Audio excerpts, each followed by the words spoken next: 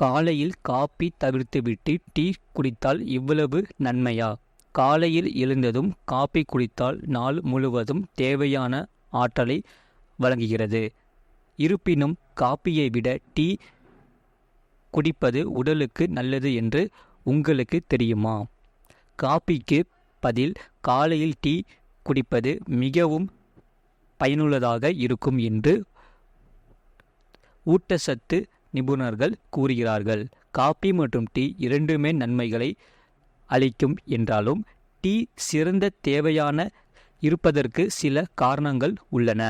அதாவது காபி உடலுக்கு ஆற்றலை தந்தாலும் மிதமான எடுத்து கொள்ளாவிட்டால் தீங்கு விளைவிக்கும். டீயில் உள்ள கார்பின் உள்ளடக்கம் காபியை விட குறைவாக உள்ளது.